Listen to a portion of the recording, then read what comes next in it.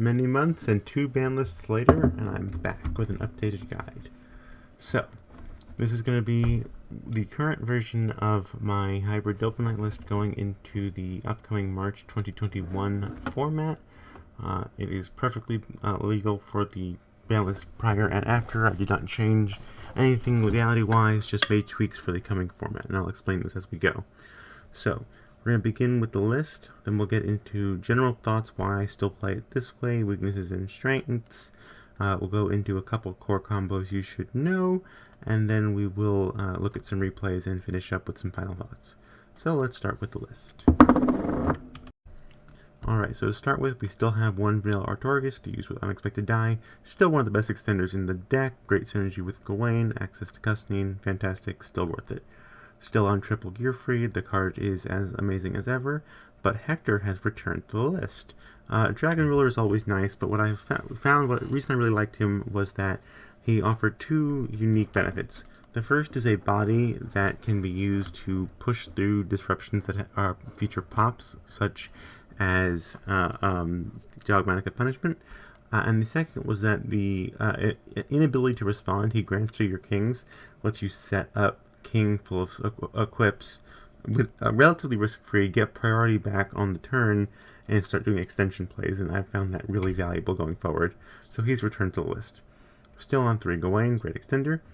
Dristan is here for the same reason as ever. He's a great way to pop certain floodgates, decent protection for souls or protect from OTKs. I like him, but he is definitely optional utility. Normals were still on 3 Madre and 2 Boar as well as 2 OGA. I think this is the optimal ratio. We've done a lot of math determining that 7 is the correct number of normal summons in a 60-card deck. I did briefly try 3-3-3 as well as 3-3-2 and 3-2-3 for that matter.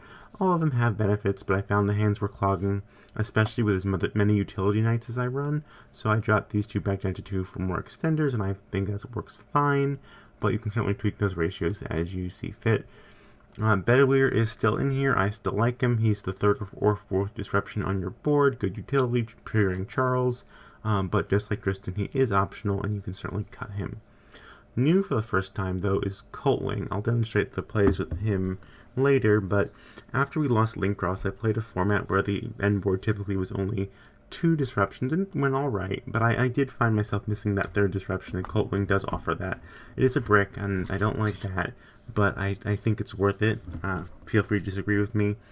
You can certainly play without him and just drop from your end board 1 disruption, but I liked having him. 2 OGA as we set up, 1 Malgus for the endless looping. Brothers back to 2.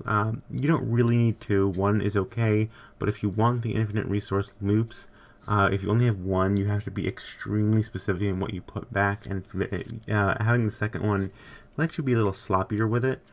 It gives you a little more flexibility, it lets you not be forced into certain paths. I do not consider it mandatory by any stretch, but having the second one does come into handy for very long grind games.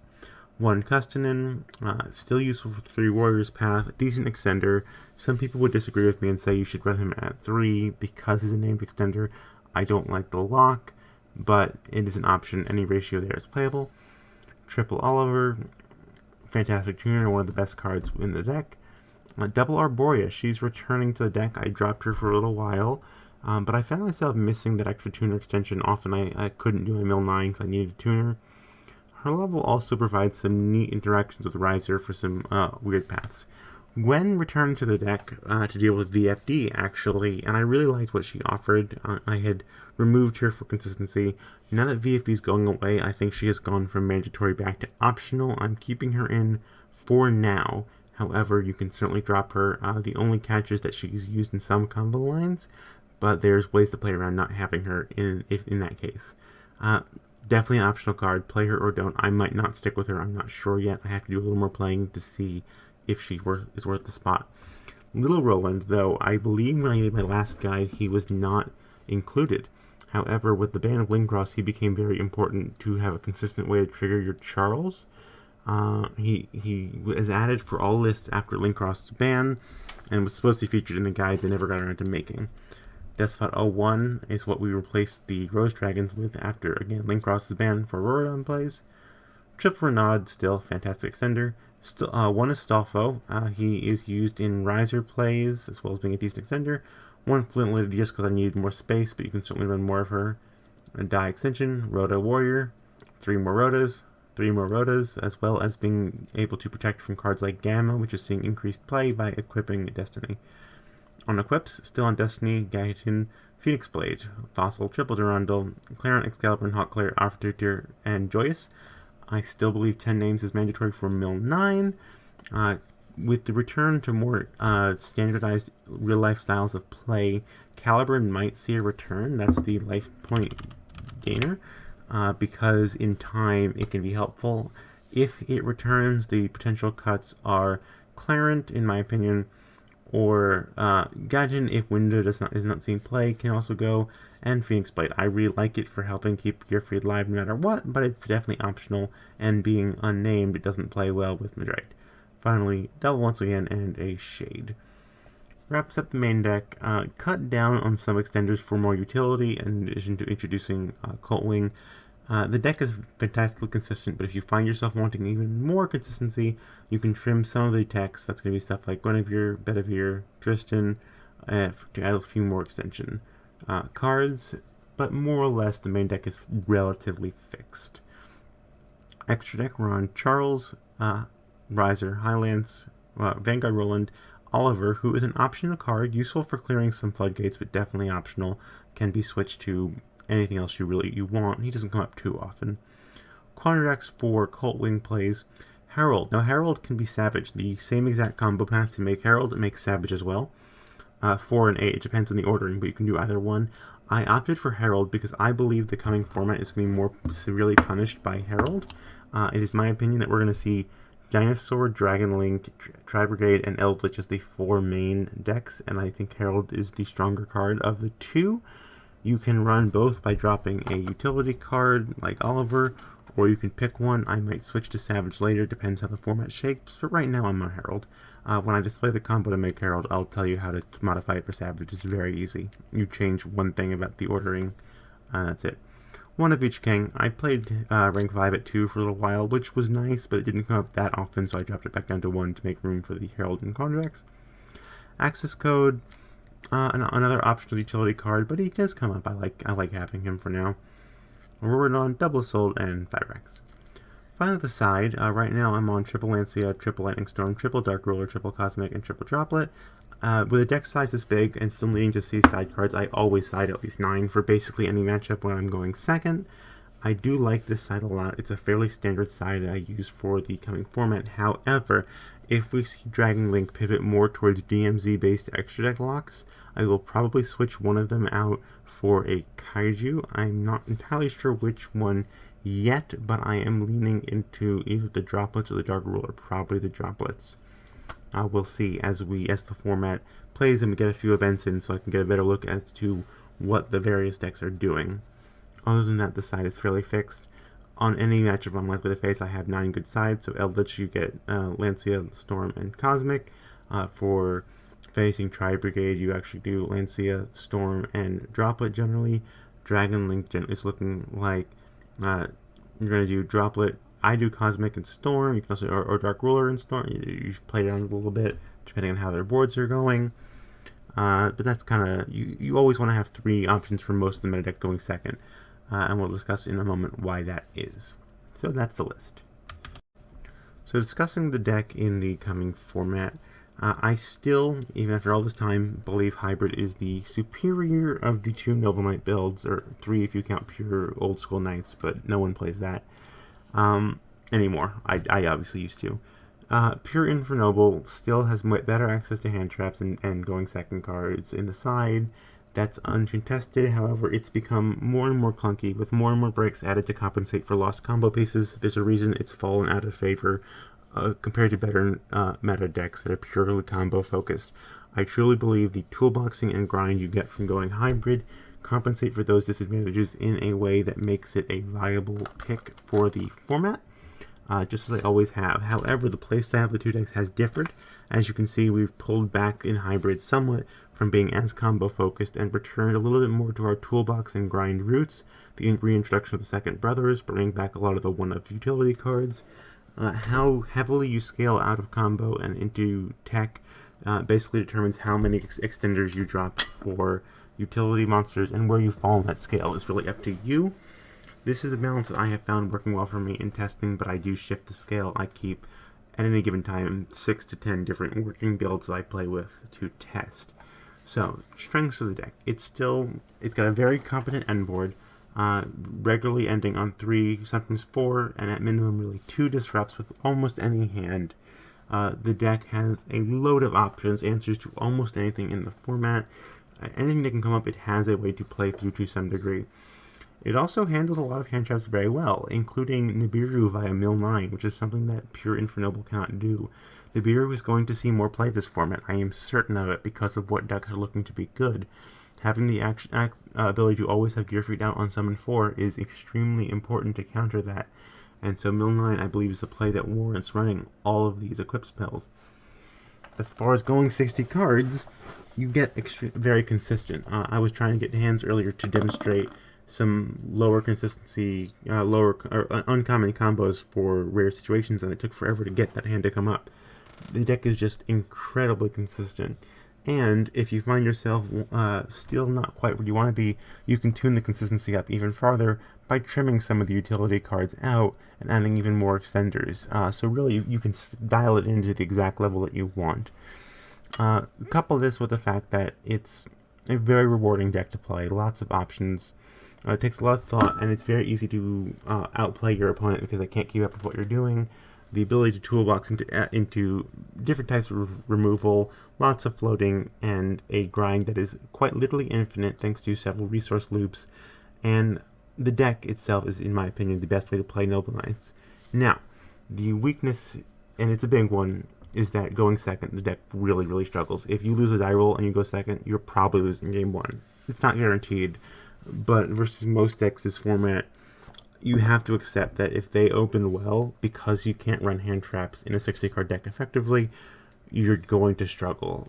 You can try, and I've certainly managed to play through some boards, but it requires very good hands. And so you rely heavily on the side cards for going second. That is a big weakness of the deck, and it's not one I'm going to contest. 40 cards undoubtedly does better in that regard. I don't believe the benefit is enough to warrant playing that way, but you may, and that's perfectly fine. That's the biggest weakness. Playing through hand traps is not a huge problem compared to some of the tier 1 decks. Obviously this deck is not as good, but you can generally play through 1 hand trap no problem, and 2 with a lot of hands still getting to some sort of disruption. You get protection via Gear Freed from a lot of hand traps that they may save towards later in the turn as well. It's not the biggest issue for the deck, and if you increase your extender count by dropping the utility count, you can further improve your ability to play through 2 hand traps. It comes down to personal preference how you want there. You also get options. For as cramped as the deck is, there's a lot of things you can dial. So like I said, you can tune extenders versus utility. Extra deck, you have, by my count, at least 3 fully variable flex slots that you can replace with anything at all.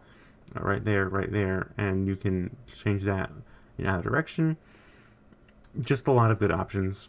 And siding is deceptively easy. I always side at least 9. While everything's useful, you take out utility cards that you're not going to use in that matchup.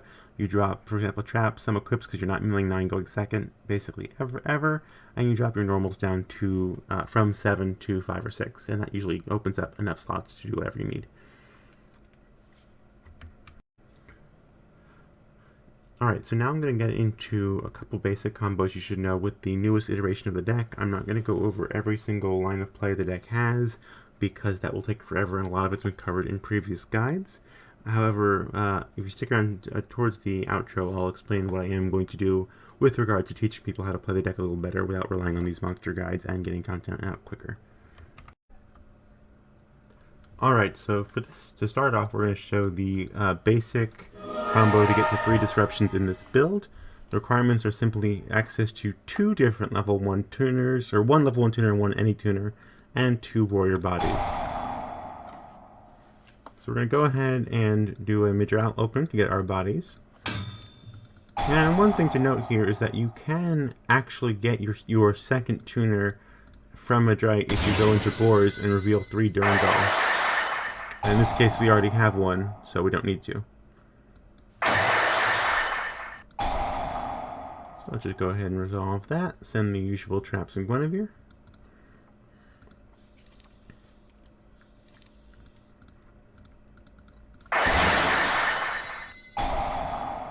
Go ahead and search our little Roland.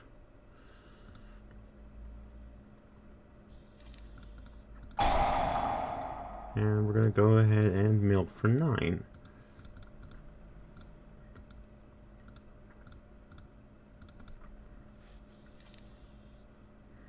And get our Gearfried. And we want to get Gearfried live, so we're going to go ahead and Phoenix Blade.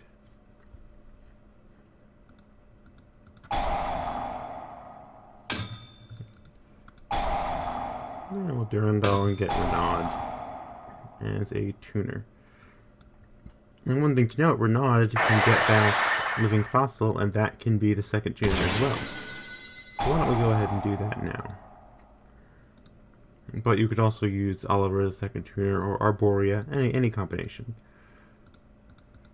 Go into Fibrax.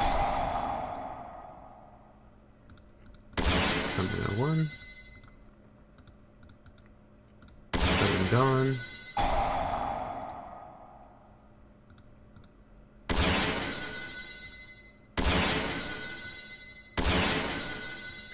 Summon back 01.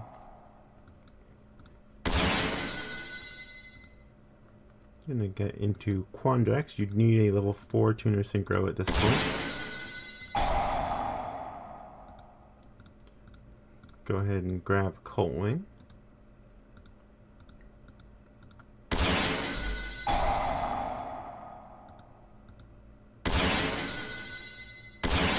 And from here, there's a little variation. So the next thing we're going to do is synchro into Riser Dragon. Now, you have a couple options here when going for Herald. If you want to mill Guinevere, you can, making this a 2, or making this a level 5. Then you can take this 5 and put this back to 4 for 9. Or, since we've already milled Guinevere, we're going to go ahead and send Hector, get that set up, making us a 2. In that case, we want to keep this as 7, so we get the 7 and 2 into 9.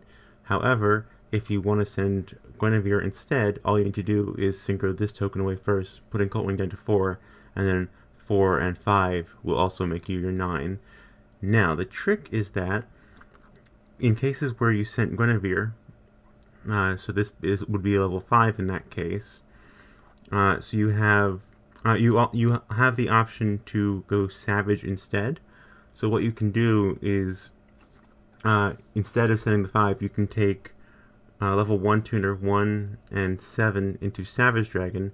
So you have to send Astolfo, making him 6 and 3 into 9. So we're going to go here and bring back our tuner.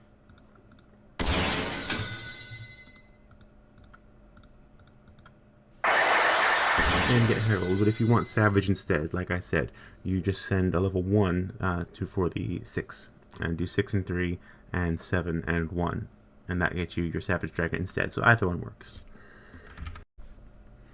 Alright, and so we'll show the very basic combo. In this case, it's just going to be 2 warriors into Gearfried, or into Charles, and then Gearfried if you have a tuner. So we summon something else. In this case, we're going to go for Ogier, and the reason we didn't get a Recall for boars is that we need the glory to get us our tuner. But Ogier can still send us the trap. And you want to search Little Roland here.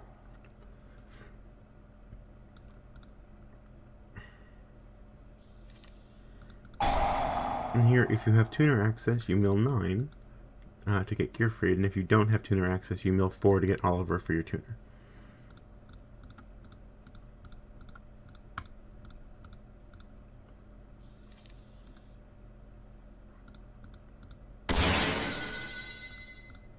And get Gearfried live for Nibiru protection.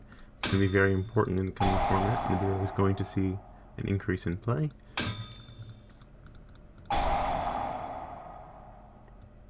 Alright, go ahead and get our tuner.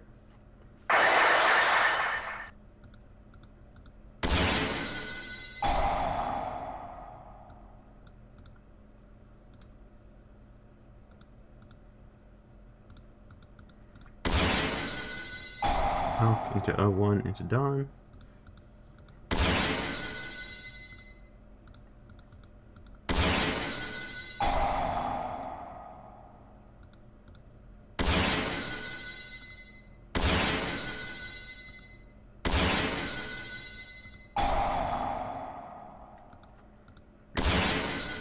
Now in this case, because I have Living Fossil, I could actually go for a Cult Wing combo, but for the sake of demonstrating the core combo, we will just do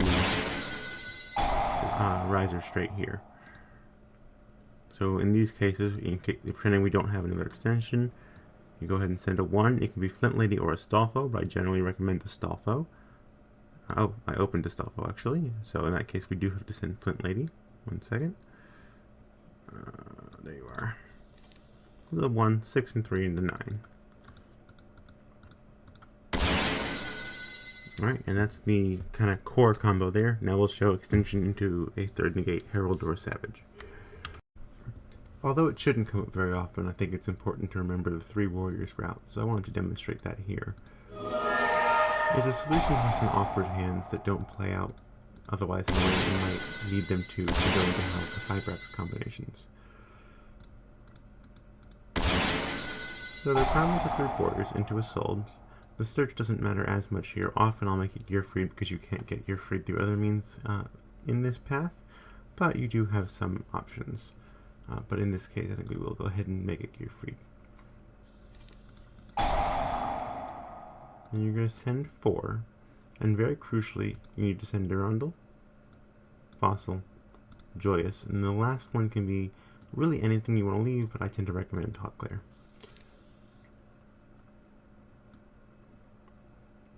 And the summon is going to be custom.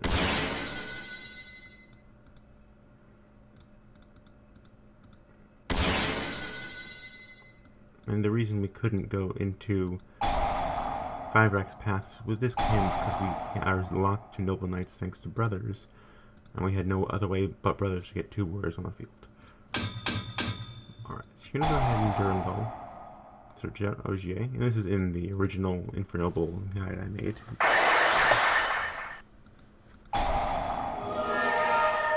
Let me go ahead and send Renaud, although if you have Renaud in your hand, you send the trap instead to get that ready. But we'll send Renaud. If you have Renaud in hand, you can also send Gearfried if you prefer. But Brothers does lock you out of Gearfried. Joyous back to Renaud.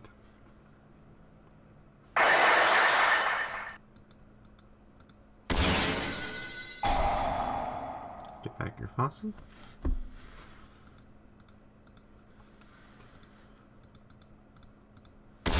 Make it 5. Fossil 4. And make it 9.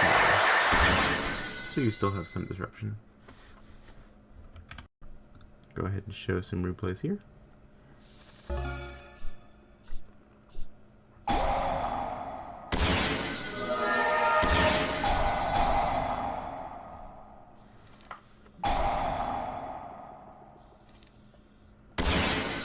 This actually was not played nearly as well as it really should have been.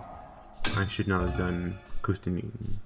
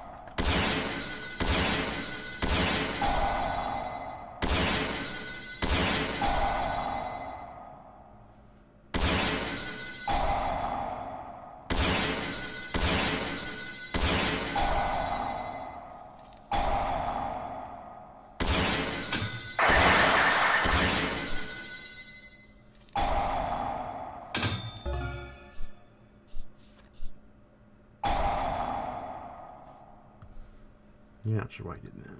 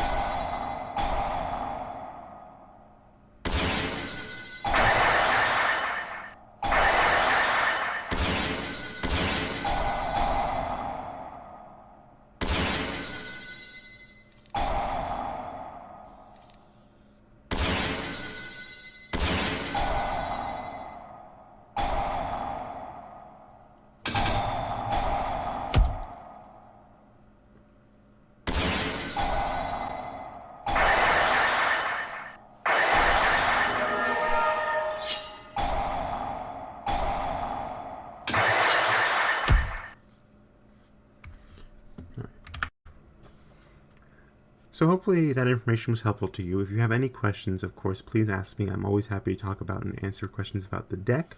The thing I would like to start doing going forward with regards to teaching how the deck is played is rather than rely on just these long, basically guide videos, which I don't want to repeat the same information over and over again, and they've been too long. So what I'm going to start doing is doing more evaluation demonstrations.